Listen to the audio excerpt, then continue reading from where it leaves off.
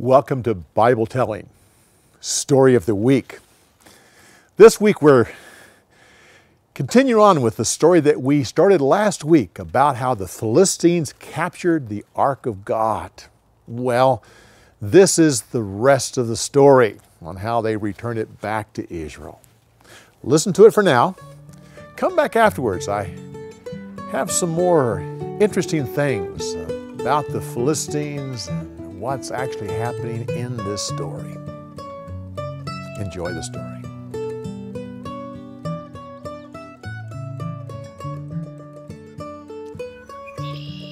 The Philistines took the Ark of God into one of their cities and put it into the temple of their idol.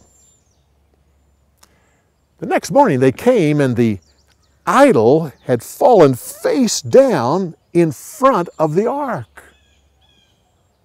They set the thing back up in its place. But the next morning, again, it had fallen in front of the ark, but this time the head had broken off as well as the hands. They were shocked. Then suddenly they were infested with mice. And then large tumors all over their body. They said, "This is because we have the Ark of Israel's God."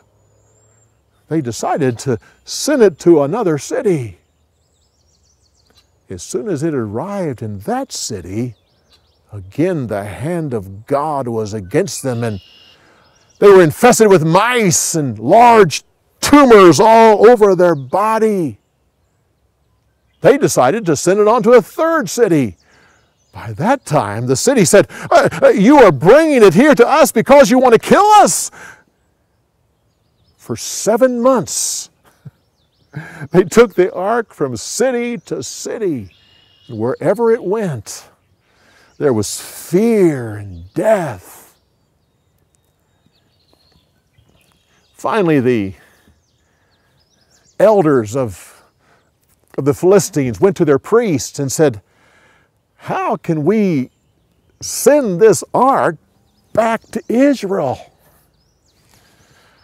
The priest said, "If you send it back to Israel, you would need to send with it a guilt offering. Since there are 5 leaders of the Philistines, make 5 gold images of your tumors. Also make 5 golden images of mice that devastate the land. If you will give honor to Israel's God, then He will take His hand of judgment off of you, and you will be healed. But if you become stubborn, then you will be like the Pharaoh of Egypt, and the land will be destroyed by plagues. If you will send it back, then make a brand new cart. Put the Ark of God on the cart as well as the box of gold images. Then take 2 cows that have never had a yoke around their necks. Hitch them to the cart. Then take their calves away from them and put them in a pen nearby. Then step back and watch. If the cows move towards Israel, leaving their calves behind, then you will know that this was the judgment of God upon your land. But if the cows move towards their calves, then you know this was not the judgment of God, that it was just a coincidence." The Philistine leaders did exactly as they were told. Then they stepped back and watched, and the 2 cows left their calves behind, started moving down the road straight towards Israel, lowing as they went. The Philistine leaders followed the cart all the way to Israel. People of Israel were out harvesting their wheat when they looked up and saw the Ark of God coming towards them. They shouted for joy. As they watched, the cows pulled the cart into a field next to a large rock, and then they stopped. The Israelites took the Ark of God off of the cart and put it on the rock. Then they tore up the cart and put it on an altar, killed the 2 cows and sacrificed them to God as a burnt offering. When the Philistines saw this, they were satisfied and went back to their home country.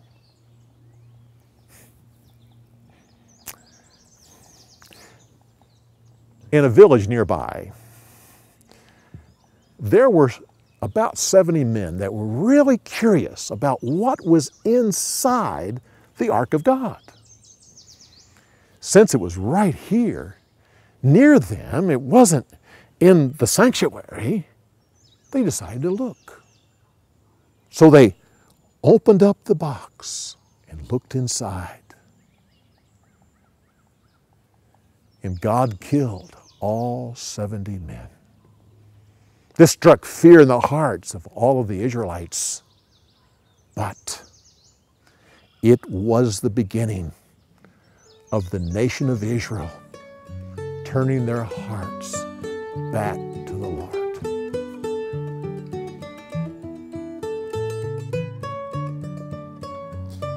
Do you remember how a few weeks ago we talked about how they took Samson into the temple of their idol Dagon? Well, in this story again, this is the temple where they took the Ark of God. Remember that Dagon was the idol that was half man, half fish. He just can't win. They bring the Ark of God into that temple, and the idol is just destroyed. One major interesting thing about this story is that in history, this is the first mention of the Bubonic Plague.